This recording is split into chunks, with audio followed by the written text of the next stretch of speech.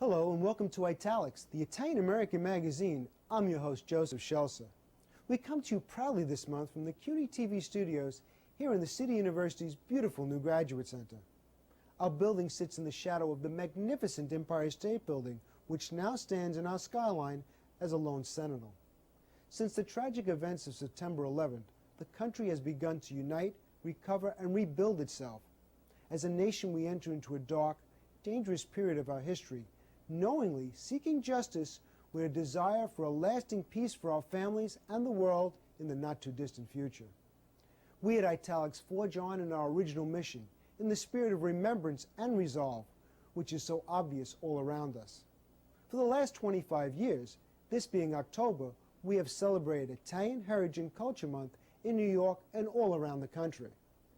This year, the state's Italian-American community has rededicated their celebrations of ethnic pride and culture in honor of America and all the freedoms and opportunities she has brought to us all.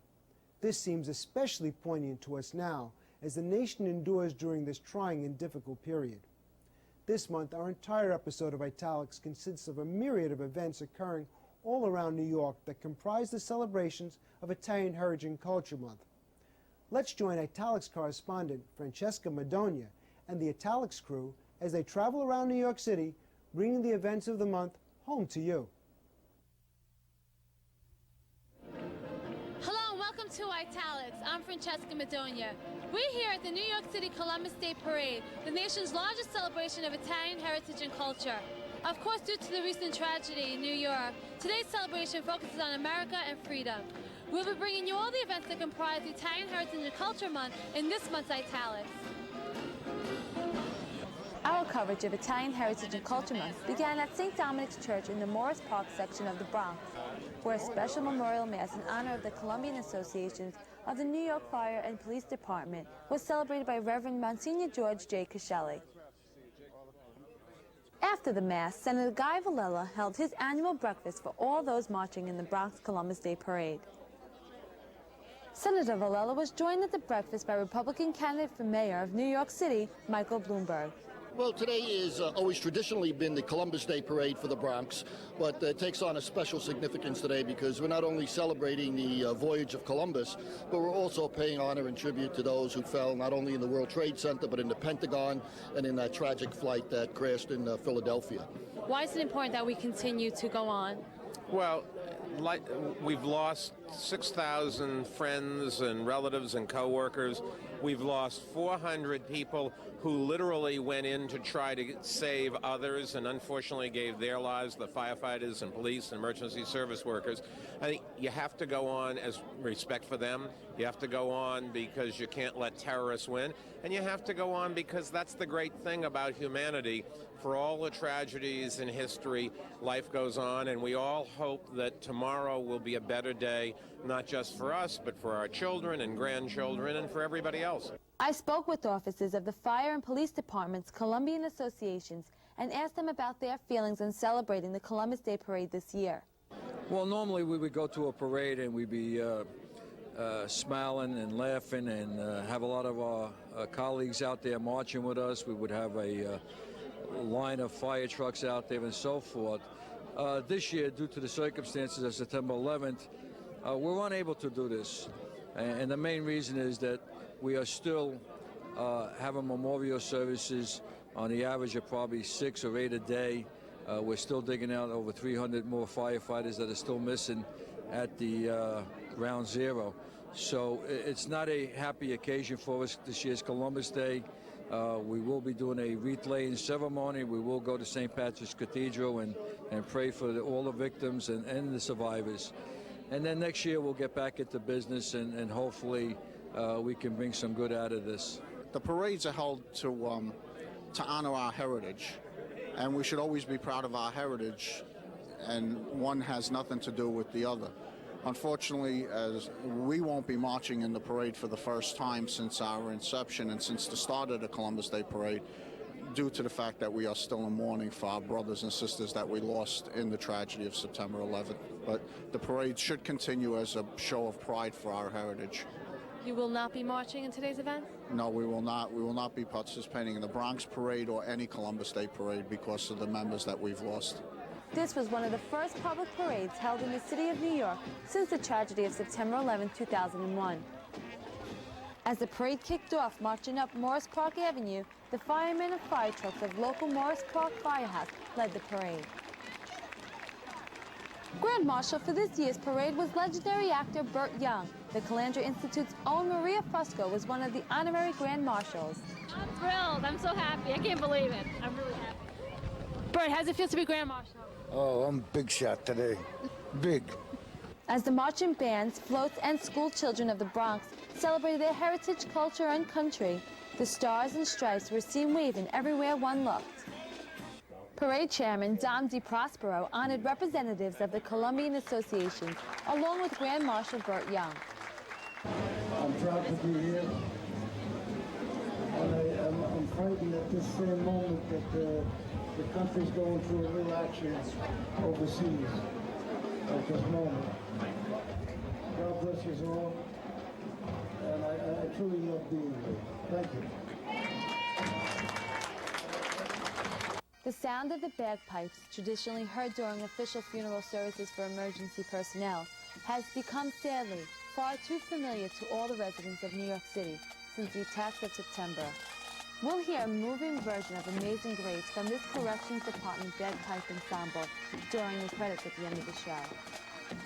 It may not be the largest Columbus Day parade, but the people of the Bronx always bring so much warmth to their celebration that it is always one of the best.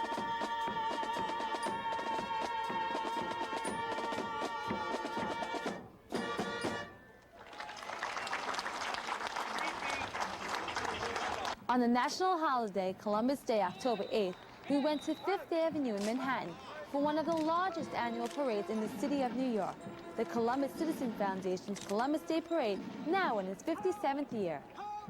Before the parade starts, Mayor Rudolph Giuliani, who has been praised universally for his direction of the city under such trying circumstances, traditionally holds a press conference. Welcome to the Columbus Parade. It's really, I congratulate the association for having this parade. I think it's very helpful to New York and to New Yorkers to demonstrate that we can move ahead with our lives. We'll move ahead with our lives. We're not going to let terrorists hinder us. We're not going to let any fears that people might have hinder us. We're going to move ahead and celebrate a very important American holiday, Columbus Day, and celebrate it in the appropriate way, honoring the people that we lost at the World Trade Center for the heroes that they are, and in honor of our men and women in the military who are presently defending us. So we want to make certain that they know that they are very much in our hearts. And I know if they were here, they would say, be brave and go forward with your life. We died to protect freedom, not so that people will remain locked up in their homes. I think patriotism has taken on a whole different meaning in the last 4 weeks for Americans. I think people now understand better why we love America so much, how valuable our freedom is, how jealous and how threatening our freedom is for people who are oppressors, and how brave our men and women in uniform are. I see our police officers and our firefighters and our emergency workers in uniform exactly the same way as I see our Marines, our Air Force, our Navy, our Coast Guard. They're all the same. They're the ones defending freedom. Well, today we still mourn those who we lost in the tragic attack, particularly our police and fire heroes. And our prayers are with the brave men and women in the military who are defending our freedoms around the world.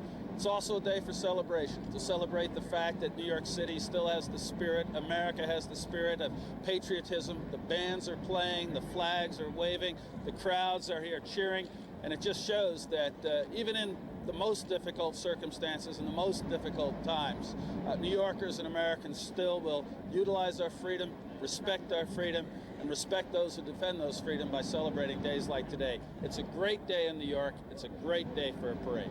Thank you, everybody. Thank you. Thank you. Enjoy the parade. Happy Columbus Day. The importance, obviously, is we celebrate Christopher Columbus, but this year our theme is going to be about America, where many many people from around the world came and had many opportunities. So it is America, the land of opportunities, the home of the free and the brave. And it's not a big celebration this year. It's really in memory of those who lost their lives at the World Trade Center and at the Pentagon and elsewhere around the country. We hope that today those who are in anguish about what happened, and we understand that, we hope that this will be a little uplifting for them, and I hope they're all part of our parade today.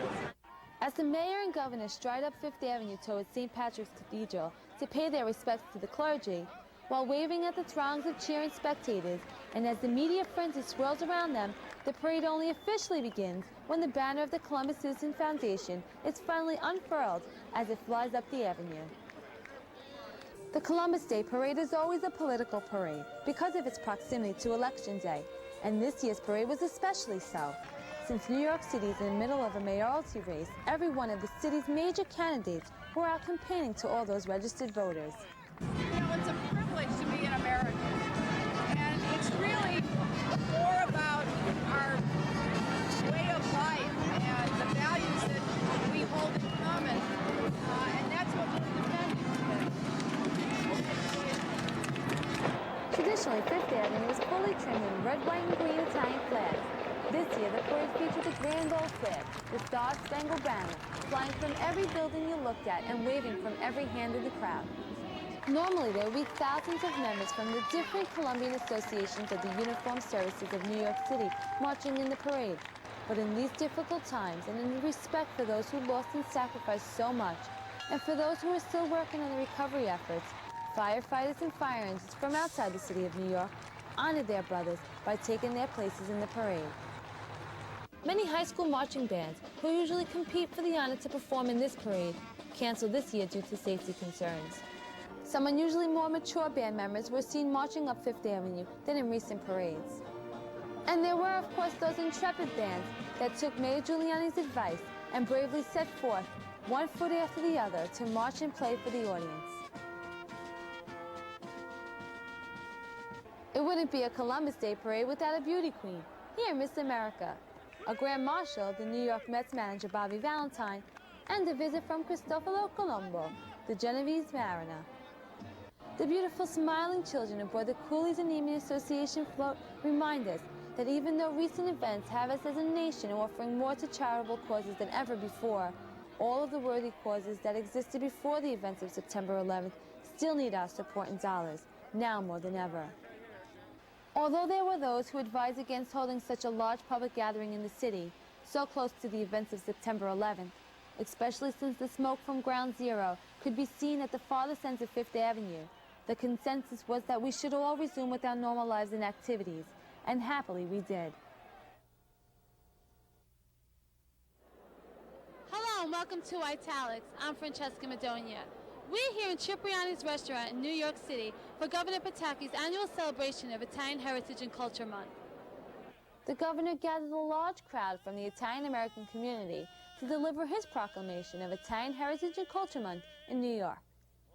The fourth tenor, Michael Lamonte, performed a moving version of the Star-Spangled Banner to start the evening ceremony.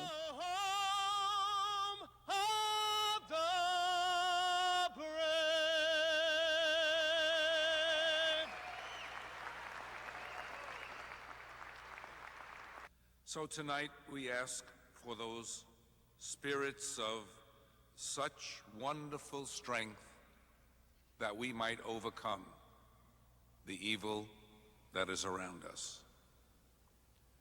The devil is alive and well. Protect us from all evil, and we honor our own heritage because it is a heritage of great learning and great love and great sacrifice. We have seen that over the centuries. So be with us this evening and be with us at all times, that we may learn that through your Spirit we can overcome all the evil in the world. Buonasera a tutti e benvenuti all'apertura del mese della cultura italiana dello Stato di New York. Welcome.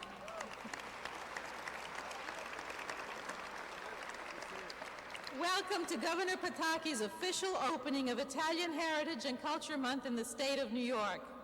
I am Claudia Massimo Burns, Assistant to Governor Pataki for Italian Affairs.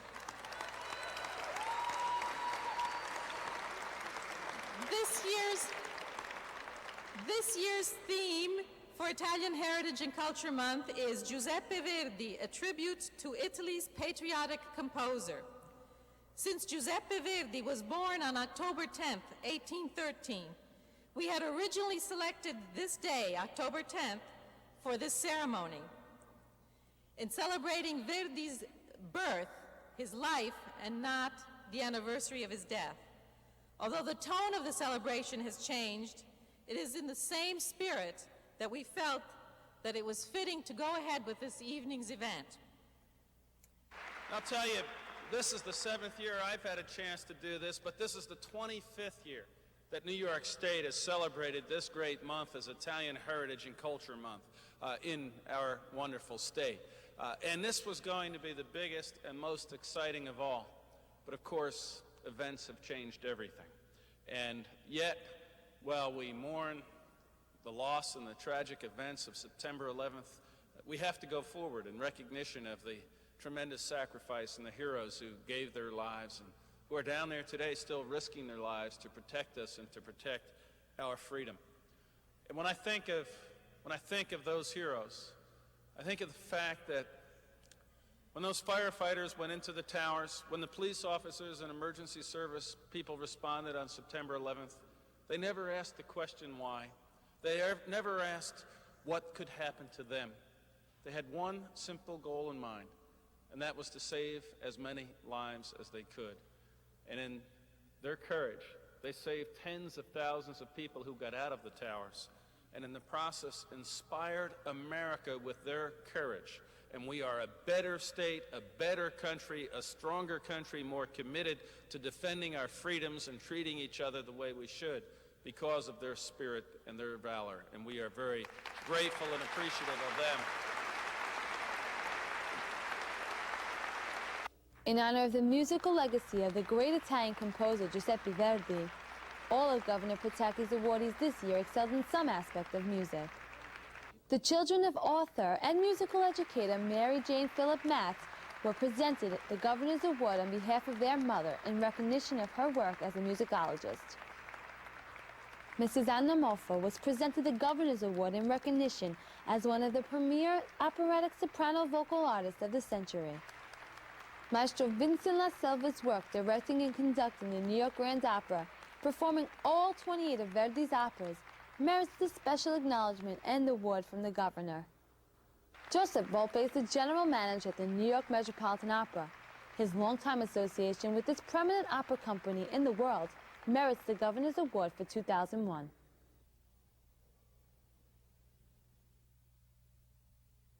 The Italian city of Prato, in Tuscany, is a center of textile manufacturing and exporting. Much of its business is conducted with businesses in the state and city of New York.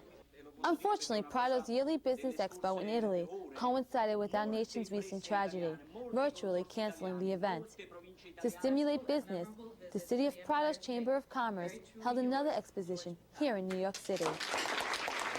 The City of Prato also took this opportunity to announce its educational scholarship for children of emergency workers who were killed in the World Trade Center tragedy.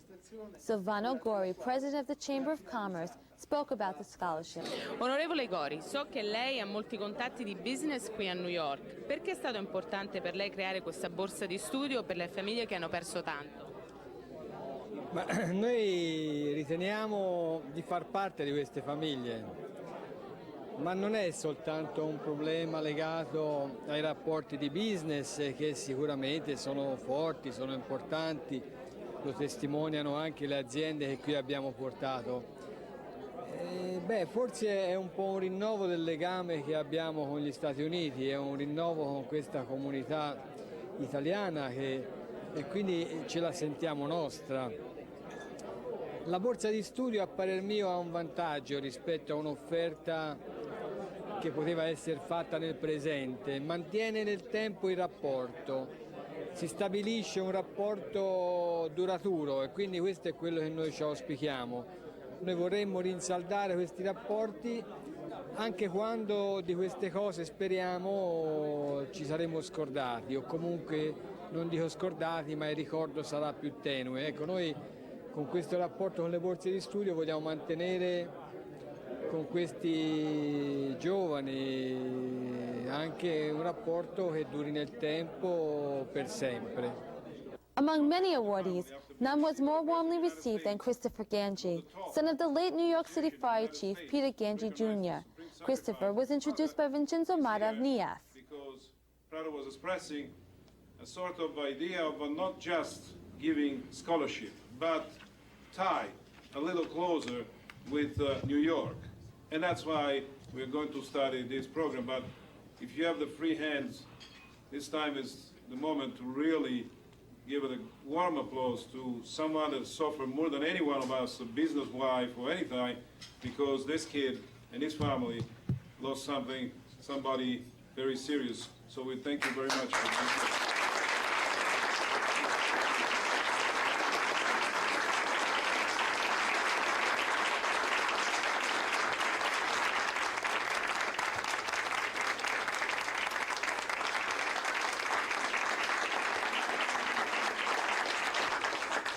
I'd like to thank everybody. I mean, it's been very difficult, but it's been made so much easier with the warm thoughts that everybody's been passing on to my family. And it's been a comfort to know that my father had an impact on people's lives.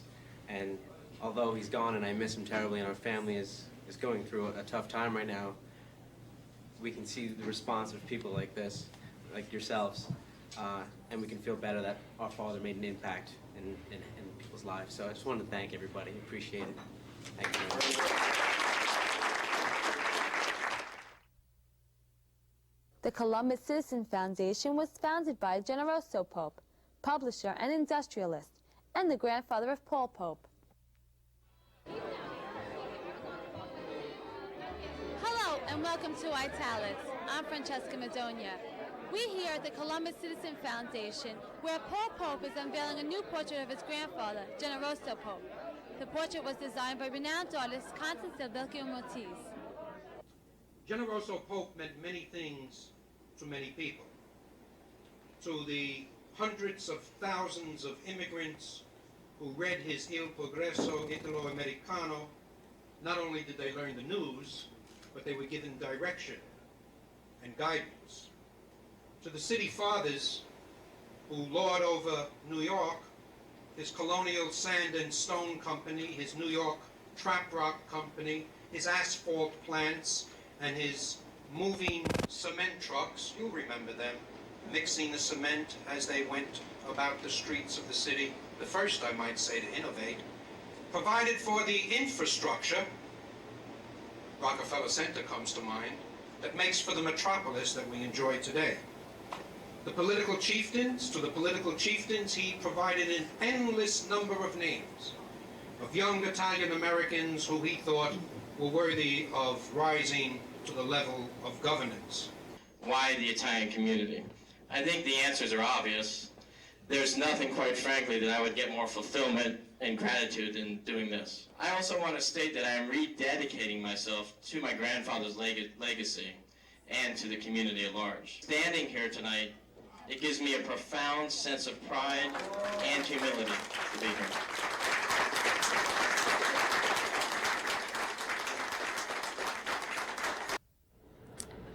We're here in the Belmont section of the Bronx at the Enrique Fermi Library, where Bronx Borough President Fernando Ferrer presents his proclamation for Italian Heritage and Culture Month. The Borough President's celebration of Italian Heritage and Culture Month employed music to great effect. Maestro Vince La Selva and soprano Phoebe Aiden from the New York Grand Opera performed selections from Verdi's La Traviata.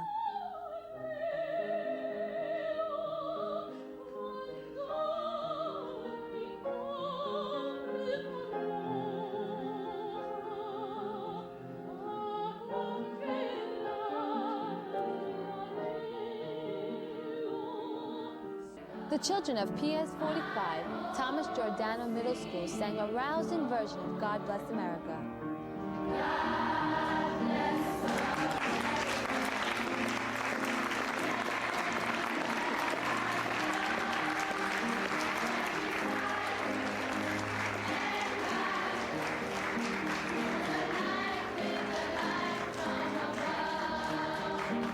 President Fernando Ferreira was honored by Judge John Barone for his outstanding contributions to recognizing Italian Heritage and Culture Month in the Bronx. To the Honorable Fernando Ferreira.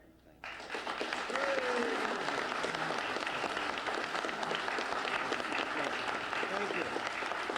Footprints left in the sands of this city and this borough, footprints left by Italian Americans are still visible, are still very deep, and are still felt to this day. So that's why we celebrate. And I'm very pleased to welcome each and every one of you to this celebration. President Ferreira presented his proclamation to Marissa Parrish, Chief Librarian at the Fermi Cultural Center. Now therefore I, Fernando Ferreira, President of the Borough of the Bronx, do hereby proclaim October 2001 Italian Heritage and Culture Month in the Bronx.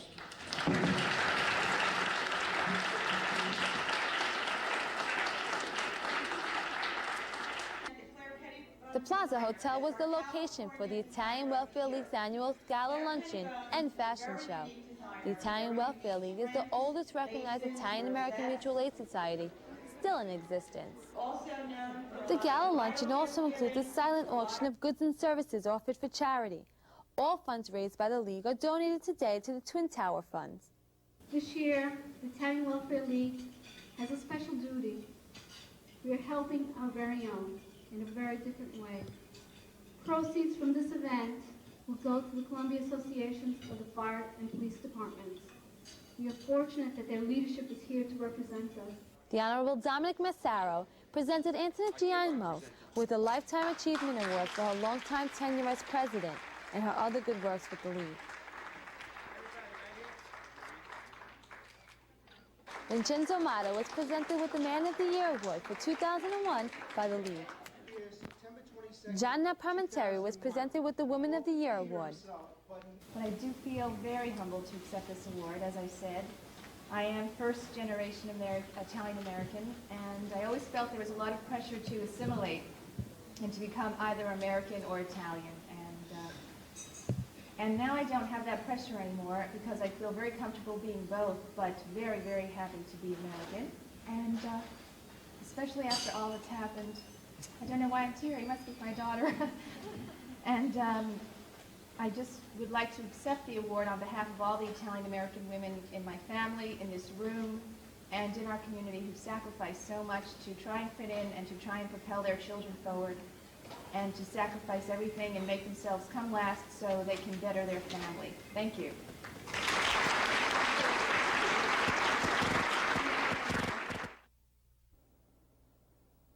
That's it for another episode of Italics. We hope you've enjoyed our overview of Italian Heritage and Culture Month in New York City. Join us next month when we'll take you to the New York waterfront in the 1920s and 30s, down to the docks where Italian-American longshoremen and activists fought union corruption and dangerous working conditions. Activist Peter Ponto gave his life to install an honest union to serve the city's hard-working longshoremen. We'll go to a symposium sponsored by the Calandra Institute, asking the question, Dove Peter Ponto?, which investigates the role of Italian-Americans as activists on the New York waterfront. Well, that's it for another episode of Italics. Join us next time. I'm Joseph Shelsa. Ciao for now.